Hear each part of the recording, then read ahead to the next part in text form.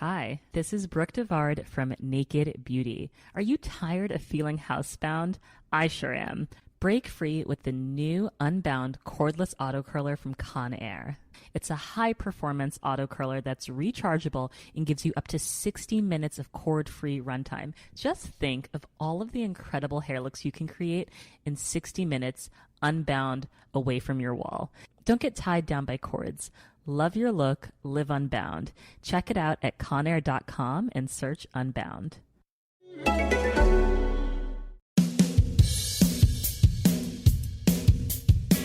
Welcome to Separate Bathrooms and other handy marriage tips. Hey there, I'm Ali Daddo, and you are listening to Separate Bathrooms and Other Handy Marriage Tips. I'm Cam, and we're sounding a little different today. If you normally tune into the podcast, we're doing something different. We are actually going to be talking with another couple. Yes. So I'm using a different microphone. Yes. And I'm being very technical, and I'm not very good at it. So hopefully this is going to work right. Yeah. Who's our guest? We are super excited. We are talking to Mick and Jodie Ann. Now, they are from My Kitchen Rules, the 10th anniversary season. And They were on earlier this year. Yeah. And they're just delightful. So we're going to be talking to them any second. So. And we really are in separate bathrooms because they're at their house. Yes. Up on the Murray River somewhere. And you might remember Jodie Ann. She was the one with the pink hair and the cinnamon roll.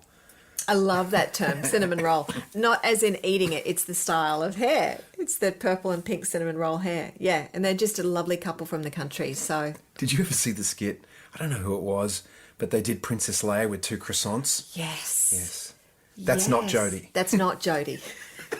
2 croissants for the Princess Leia Yeah, hairdo. she does not have a cinnamon roll attached to the top of her head. No. Mick and Jodie Ann with a loved-up couple that all the viewers of My Kitchen Rules just loved because they brought country realness. Kindness. There you go. Integrity. Yeah. And they've been married for quite a long time, and we thought, why not? Let's bring another couple on and find out what their secrets are. Maybe they've got some advice for us. Yeah. And for us, they've got some advice for you and me, Al. Absolutely. Let's have a listen. Hey, Jodie Ann and Mick, great to have you on the line. Thanks so much, guys. It's great to be talking to you two, especially with your new podcast. You do know that you're our first guests. Really? Yes. Well, that's an honour and a privilege because we've been listening to you guys and enjoy your banter between you. And Jodie and I quite often find ourselves listening to you and we've got our heads nodding, agreeing. And it's usually, I agree with you, Cam, and Jodie Ann will agree with Alex. Of course she does. It's to be chatting to you. Well, it's so nice to have you. When we were reading a little bit about you guys, one of the things that we loved so much was how the two of you talk about kindness and kindness to each other and how that's a big part of your relationship. And, you know, we know you from My Kitchen Rules, and that was part of how you really wanted to go about being on the show, was being supportive of each other and being supportive of your other teammates as well. Absolutely, and that's so important just in life in general, isn't it? That if you can translate that into your marriage, we're coming up to 18 years in March, and it's not something that we ever, either of us really expected to be going, oh, we're heading towards 20 years. I've never done anything for 20 years. So, you know, it's a really positive thing, and people pick up on that, and if you're nice to people, generally they're nice back. Yeah, I agree. I totally agree. And you sort of collect those people around you that are nice too, don't you? Yeah, good attracts good. There's no doubt about that. Yeah. You know, when you're positive and happy with people either turn around and they give you a positive, happy return, which feels good. You know, you're all talking with smiles and it's happy banter. And you have a tendency to attract those people who will walk up and say hello to you rather than the negatives just know that it's not their thing. Speaking of My Kitchen Rules, which is where most people know you guys from, was that were you kind of directed or sometimes challenged in a way to be a bit more negative or to bring out the drama, or was that how it went? I would say that it's fair to say no is the you're dealing with a few producers and that, and they might say, but surely that upset you when he said that. And we would be like, well, no, it didn't upset us. We sort of, in a way, felt sorry for him that he thinks that way. And they didn't understand our concept of thinking. So they were confused by sort of going, but you must be. I'd be annoyed. But we weren't annoyed, we felt sorry for some of the attitudes of people on the show.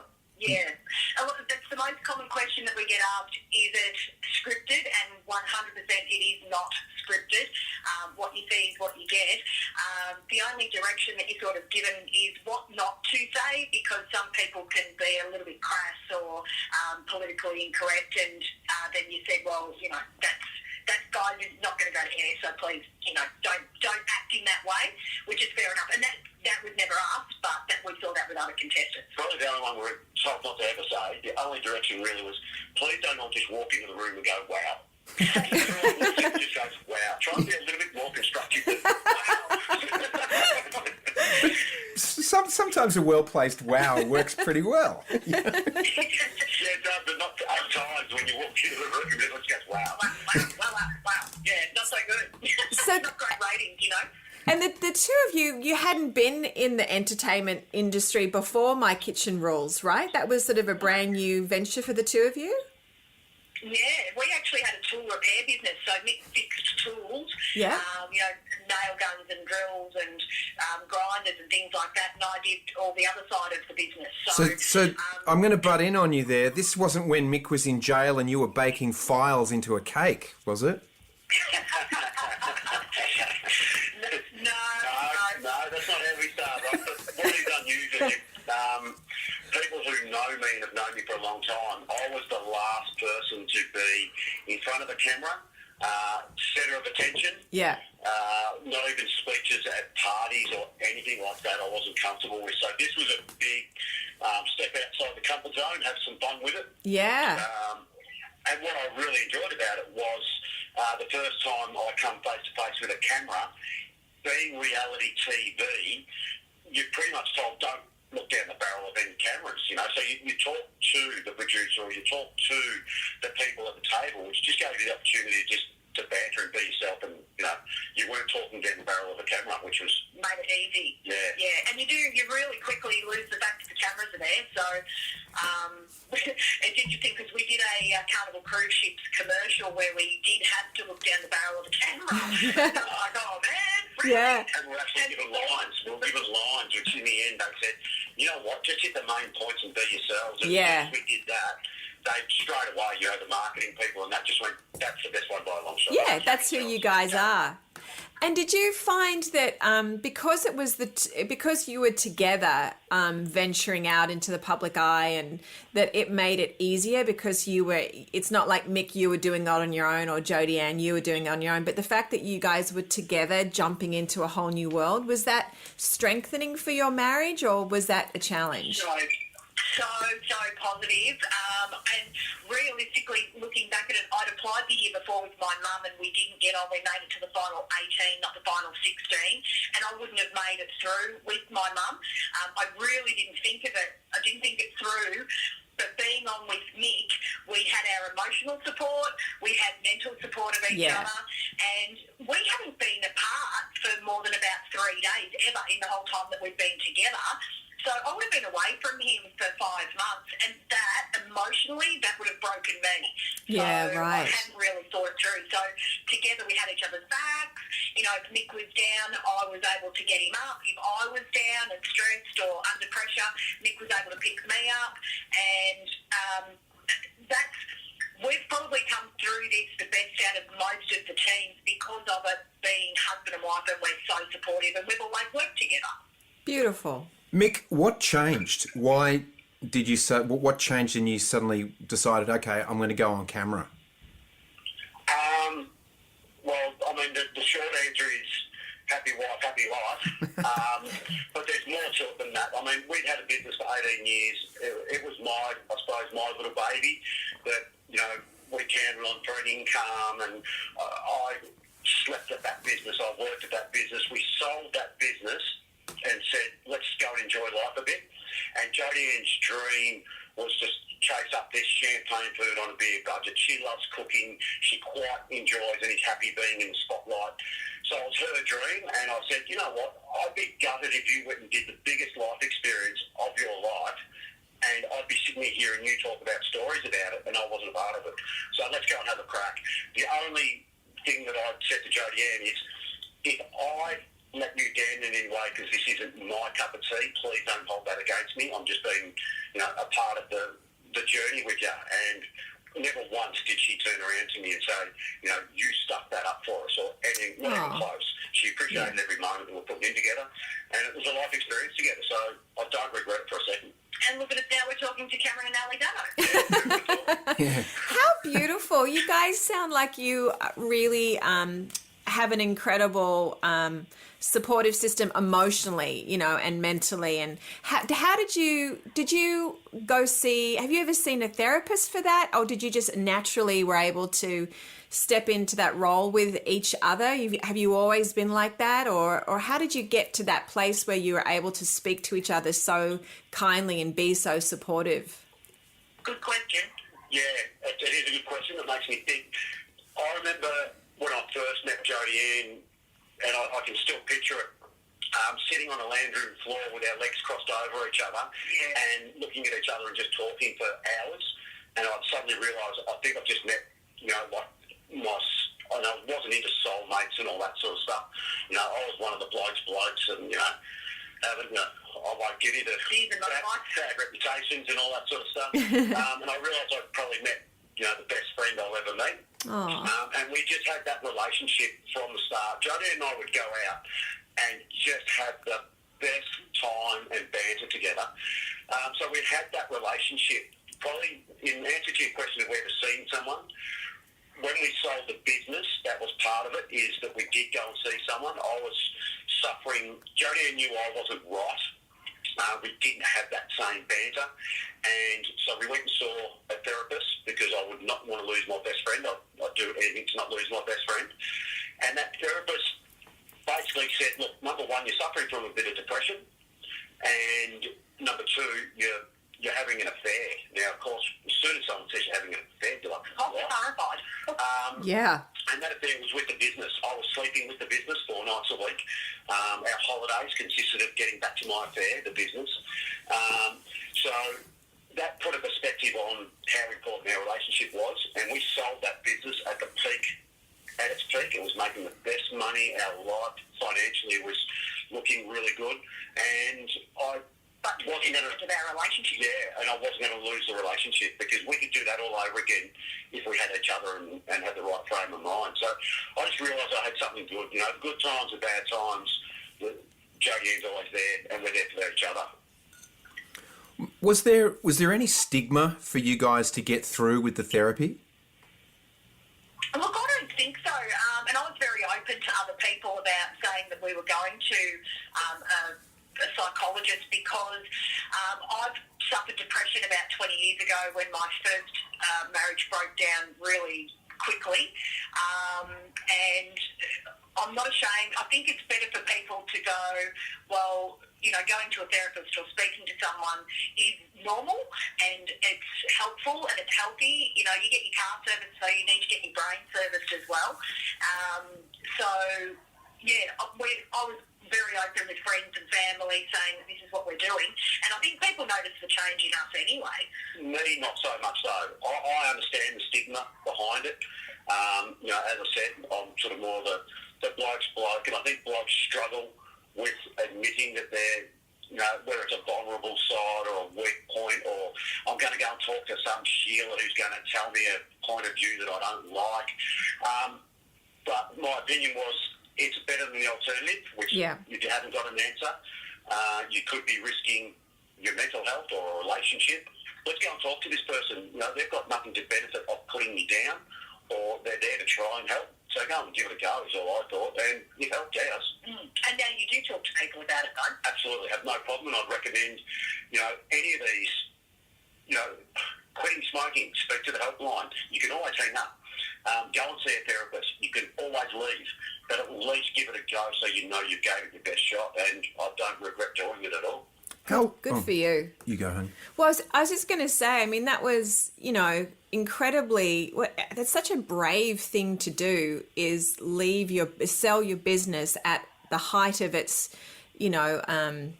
success Powers. in order to put your relationship first, which is really putting yourselves first as well too, because it was obviously what your heart desired, Mick, and obviously you too, Jodie Ann, though, to sell up and go, you know what, I know what's really important. Because I think a lot of people really, a lot of people look back and go, I wish I had spent more time with my family. I've put everything into my business. Yet at the end of the day, what do you want more of? You always want more time with the people that you love. So that was such a brave decision that you two made. Did that? It was a hard decision too, because although everyone needs income to walk away from the income that we were earning, I never thought that we'd do it, and I had said, hadn't I? No. Jodie Ann I did to the therapist. If it wasn't for the therapist, Jodie Ann wouldn't have done it. She said, wow. You need to sell that business. And I said, yeah, right. And do what? I knew that I would be able to walk into another job, but Mick didn't want to be an electrician again. So, but then it came the time when I saw the decline in Mick and saw an opportunity to sell. I thought, you know what, we've got to go. And geez, it's the best decision we've ever made. Do you guys ever go? I mean, obviously, how long ago was that? Actually, 2 years. 2 years ago. 2.5 years ago now, I think. It was July 2017. Yeah. And Mick, how long did it take you to start talking about it with your mates? How was that the first time you broached it? What sort of reaction did you get or response? To be honest, Karen, I don't know that I've really had that much conversation with my mates about it. Because it's one of those things you sort of say to your mates, look, it was the best thing to do for us, and we did it, and your mates sort of go, oh, good on you, and they don't get into depth with it. I think a lot of blokes like the girls who like to talk about emotions and all that sticky stuff, whereas, the boys are like, oh, yeah, no, good on you, mate, and that's it, end of conversation. It might be changing a little bit with the younger generation, I would hope, that the boys get talk, because, there's a big problem with guys not talking, I suppose. Yeah. It's one thing to pat your mate in the back and go, you'll be right, pal. But to have an actual, nearly tear-jerker conversation with blokes doesn't happen too often. And I've got mates that I care about and I offer to be there for. But to get into that real deep stuff, either, on the sauce or I love you sort of thing, but not so that having a proper conversation with them. And it probably needs to happen more often. Well, that's. I mean, I don't know if you guys know, but I set up a men's health forum called Men's Team, mensteam.com.au, to assist guys in creating a team of guys around them that they can do that with. And which is awesome. Yeah, but one of my biggest hurdles with it is with, and it's not just Australian guys, it was in America too, where guys just, we're brought up by our fathers and fathers' fathers and so forth, and we're dealing back into generations of men that just did not talk about it or talk about their feelings, and things are changing, and like you say, Mick, the younger generation are doing it. We need to lead the way, though. We need to show them, and that's why I was curious about that.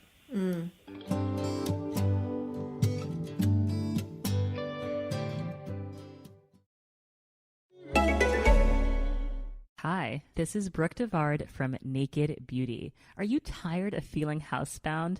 I sure am. Break free with the new Unbound cordless auto curler from Conair. It's a high-performance auto curler that's rechargeable and gives you up to 60 minutes of cord-free runtime. Just think of all of the incredible hair looks you can create in 60 minutes unbound away from your wall. Don't get tied down by cords. Love your look, live unbound. Check it out at conair.com and search Unbound. We're talking today with My Kitchen Rules, Mick and Jodie Ann.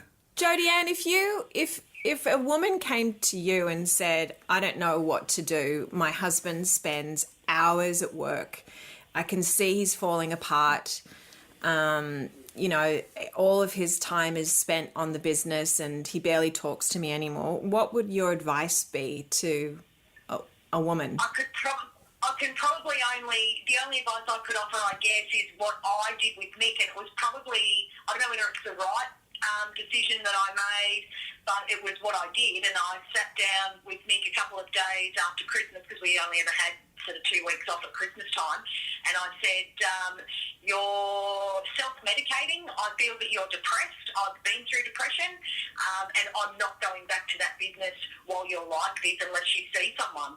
So it was kind of an ultimatum, but fortunately for Mick and the way our relationship is, we actually do listen to each other and take on board what the other person says. And Mick, I don't know, did you sort of say, yes, I am self-medicating with alcohol? I knew I was self-medicating, but at that time, you know, the way alcohol works, I was happy with that. You know, I'm having a beer, I'm enjoying myself, let me alone. But I knew it wasn't right, so I certainly was having to look at an alternative, or at least give Jodie Ann the option, you know, yeah, we'll do it your way. If I can say I told you so, so be it. Yeah. Or, you know, at least I gave it a go. Don't complain about it now. Right. Yeah. So if Jodie Ann didn't offer that up, we probably wouldn't be here. Yeah, that's right. And I mean, my ultimatum wasn't you go fix it or I'm leaving. It wasn't that. It was, you know, I'm not giving you an option. You've got to go and see someone, which just started at the GP. He just went to a GP and said, you know, my wife thinks I'm depressed.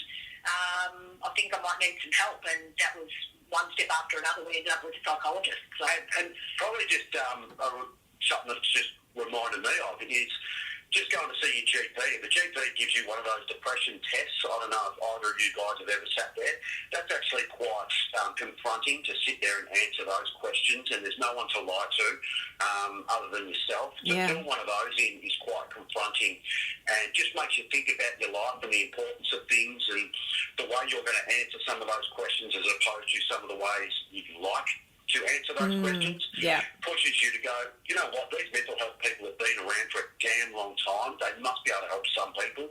So give it a go, you know. So, and that was probably a good turnaround for me. It's just seeing my GP and doing one of those tests. I was so relieved when he came back to the shop and said, you know, I've done the test and you were right, and we're going to see a psychologist. So, I was ecstatic. I was so proud that he'd gone and done that, you know, because that's a big thing for a bloke. Absolutely. Well, it's also, I mean, I was about to make a joke there, but I'm not going to. But, you know, like, you're so excited, you're depressed. Yay, I was right. I mean, you've got Yeah. first time to be happy about something. Yeah. That's actually quite relieving when you go and talk to someone who they've got this ability to make you feel comfortable, and they understand what you're saying. They're not the opposition. This person doesn't even know you, but has sympathy for you and feels for you. And it's actually, you know, you walk out of most of these, you know, situations feeling quite, okay, I've learned something, or it's helping a bit, or just even talking about it is an amazing thing. And that's why if mates can do that and girls can do that, you know, it's possibly, and I'm guessing here, you know, and I'm certainly not saying women don't suffer from depression, but it seems to be a lot of blokes do. So there's got to be something in that in the sums that girls do talk to each other a little bit more than blokes do. So, you know, maybe there is definitely something in that. So even if you just go and talk to someone, is a good step in the right direction. Yeah, it's adding to your toolkit, isn't it? That's what I find when I've been to therapists or psychologists before, is they just give you more tools for your toolkit on how to cope and learning skills, and you do use them going forward. And if you can translate those to friends, or, you know, I've had that many light bulb moments in one of those sessions. Yeah. Oh, wow, it's either set me free from what I thought was wrong, or I've learned how to cope with something that I thought was way bigger than it actually is. Yeah, fantastic. Well, congratulations, you two, for, you know, just, it seems like a small step, but sometimes that's a really big step for couples to actually go admit, all right, something is off, and I'll just go see my GP, and from there, so much has opened up. Well, at least you know where you stand. Yeah. Yeah. you know. Yeah, 100%. And I mean, and if we look at couples like yourselves, you guys are a fantastic couple to look at. You guys have been through a lot of diversity. We sit there and go, oh, wow, amazing, 18 years. You guys have done it for 10 more than us. You've been through hardship. You've had massive highs. I mean, the both of you have been at peaks of careers. You've been at lows that a lot of people wouldn't want to talk about. And the common out of all of it is you two have got each other, which leads to part of your mental health. Having your best friend as your life partner it's just a great thing towards mental health if you can both, obviously you two talk and openly talk. Yeah. So, that can be the goal that you're heading for. If you can, I remember what I was like in our business. I had no doubt. We're from a country town. People would have talked about me as being that arrogant bloke at the back of the workshop at our business. And I wasn't arrogant. I was just concentrating and probably angry and all that. And now I'm happy and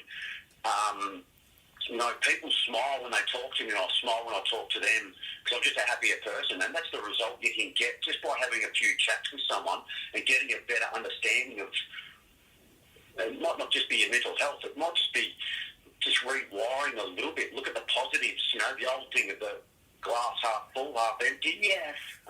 Just looking at things. I know that Jodie Ann looks at things way different than I do. I mean, she sees so much more positives than I do. That she inspires me to get through some things. Yeah. And then vice versa sometimes, But Yeah. I've got to say, she's more positive than I am. Yeah, we find that with ourselves too in our marriage, that usually it's rare that both of us are down. It's usually one goes down and the other one rises to help support the other one up, so, and that's often been how we've, thank heavens, been able to recognize how to work the marriage. It's like if we both go down, it's really, we know we can't do that. Like one of us has to, we has to kind of stay afloat and go, okay, I got you through this. It's going to be okay. We'll make it through, and that's sort of how we've pretty much done our whole marriage, I'd say. And I think that another thing is when you've got that life partner, best friend, is there can be different ways to treat your partner depending on the mood they're in. Sometimes you're better off leaving them alone. Sometimes they need encouragement. Sometimes they need a bit of a clip across the ear and go, hey, stop thinking that way. Figuratively. Yeah, figuratively. Figuratively. Thanks, Jodie Ann. And having that support that, someone who knows you that well can be just a really good thing. Yes. I've got a question for you guys. Yeah. Because it's a situation that we certainly haven't been in, is the ups and downs that you guys have had. Do you think that it's possibly, because I believe there would be, so much harder having children, having 3 kids is, does it put more pressure on you? Because we don't have kids. Yeah, it's an interesting one. It can be, I reckon that can go both ways. One is that you fight harder with kids and you have a family, so Fight harder to stay together. that's right. Yeah. You fight harder for everything. And it's because the stakes become way more heightened. And that means, for money or for a house, we've been in situations where it's been for the roof over our head, it's been for the food on the table. And so what am I going to do? And those were pivotal moments for me, because Ali always had the emotional care of the kids. She always, Alison's the heart of our house, really, I suppose. And that's the way we kind of set it up. Because I was the hunter-gatherer. I'd go out and do the job. I'd go overseas or interstate and work on a show. And so if things weren't going well, I was like, okay, Al's holding the family, the kids together, and I was go, all right, grab your sticks and your spear and head out there and see what you can procure. Get the woolly mammoth home. Bring that woolly mammoth home. Drag that thing through the door. Barbecue that. So move on. Yeah, so sometimes it can. That's how it was. I chose to make that choice. I chose that one. The other way, obviously, is it can get the better of you and it all just gets too much. And this is where exactly what we're talking about with the mental health and getting assistance. I'm a firm believer of a problem shared is a problem halved. So whether you can do that in the relationship or do it with a professional or your mates in a men's team or, playing golf or however you do it, canoeing where you're not looking at each other, you're just facing down the river is a great way to, or driving, awesome ways to share what you're going through. So, but kids certainly, they as a mate of mine said, I was best man at his wedding. After he had the first child, I said, "What is it? How does it go?" And he goes, "It's the highest of highs and the lowest of lows." So you experience that when you have children, and he was absolutely right in so many different ways. What about you, Al? Well, yeah, I mean, I agree with that. It's certainly always, to me, it is the bind that's held us together sometimes too. Just going, okay, we are a family of, first 3, then 4, then 5 now. And I know that I feel like I've seen you feel more pressure financially though because of the kids. Like you've gone, what are we going to do? We can't afford to keep them in the school that they're in, and how are we going to manage that? And she needs a doctor's appointment or this or that. So I feel like financially it's been harder in that sense, obviously, because we're a family of 5, though. To me, it multiplied the love. So there was the love between Cam and I, and then, you start adding to that and the love just keeps multiplying. So, and I'm a crazy, mad lover of children anyway. Like they're just my heart and soul. So for me, I wouldn't have it any other way. And I think, there were times that I sort of dug myself up and picked myself up and dusted my knees and went, you know what, I'm going to stay in this because I want our family to stay together. So in that way it did, they inspired me to stay, dig deeper. Yeah, be stronger, be more forgiving, in that way. That's it. See, I hear you say that a lot, which is beautiful, I think, and a lot more people need to be more forgiving. There's so many people, there's been family issues for 20 years and people don't even remember what the argument started over. And right, yeah. Holy moly, guys, just being more forgiving. I love when you say that. Yeah, you can't kind of say it another way, and that's give up the need to be right.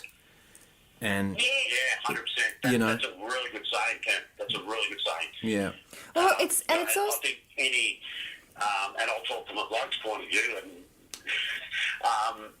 any good husband, that is a really good way to think about it, because you can sit there and argue over which car park we're going to park in, or how we're going to go about something, and it's so trivial. Just if the job will get done, let's just do it her way or his way, rather than argue over which is the right way. Let's just agree on to do it. Right. Yeah, just do it, and that's what it is, Jodie Ann, with the kids. I think, and as you guys can relate to, and what you've done in your lives, obviously in your 18 years of being together, is you take an action, and if you're not not taking an action is also an action, but in taking an action as to what you want, your intention of what you want, is so powerful. And clearly, 100%. Yeah, that's what you guys did when you shut down the business. And I guess in leaving your first marriage, were you married previously, Mick? No, I was a bit of a not going to be doing that. I did get engaged as I suppose in a way as a means to an end. I just wanted to take the next step in life, buy a house, and it's time to grow up, Mick. Wasn't probably, and it wasn't the right decision at the time. For me, it wasn't the right person. She was a beautiful person. It wasn't her fault. It was me. I wasn't ready. Yeah. And I made that commitment for the wrong reasons, just to move on in life. As you do. Whereas Jodie Ann I was all in. Like, let's do this. Yeah. 3 days.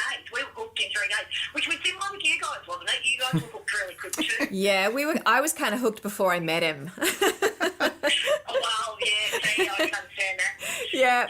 Yeah, that was the way we were. Look, we are going to have to tie this up, but I just I just wanted to ask you guys, I know this is hard to sort of sum up in a few words, but, you know, what would be some advice to anyone in, you know, relationship, be it long or short term? You know, what would be your marriage tips for a relationship? I think to remain as best friends and treat your partner like you do treat your best mate, because we've all got a best mate and we all walk over hot coals for them. And if you can do that with your partner and be open and honest, I think that takes you a long way. That's definitely what we do. Yeah. Yeah, and I think you've got to, from the very start in a relationship, I think you've got to be 100% yourself. If you're trying to, like, flat out, I suppose, just constantly put up with, well, then maybe that person isn't the right person for you.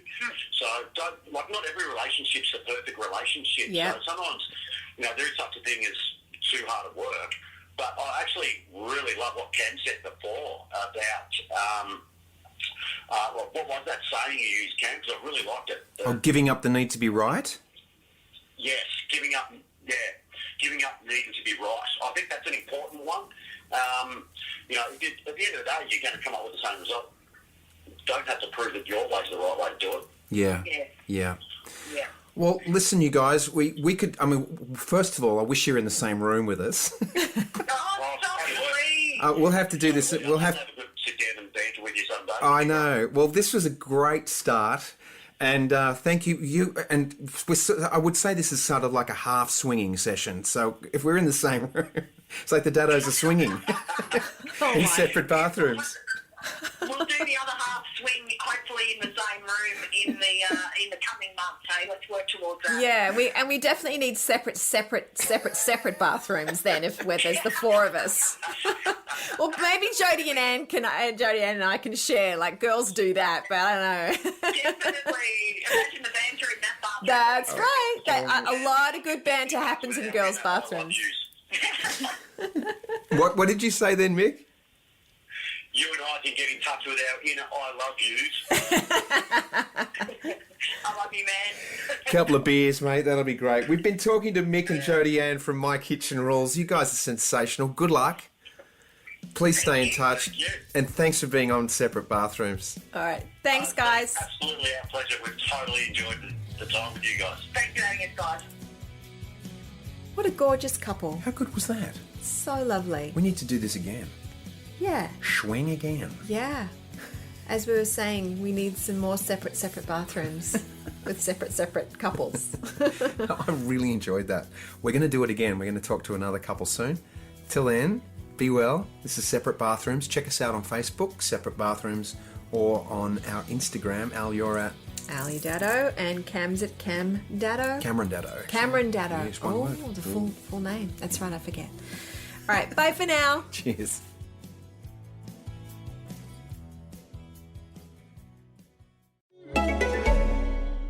Hi, this is Brooke Devard from Naked Beauty. Are you tired of feeling housebound? I sure am. Break free with the new Unbound cordless auto curler from Conair. It's a high-performance auto curler that's rechargeable and gives you up to 60 minutes of cord-free runtime. Just think of all of the incredible hair looks you can create in 60 minutes unbound away from your wall. Don't get tied down by cords. Love your look, live unbound. Check it out at conair.com and search Unbound.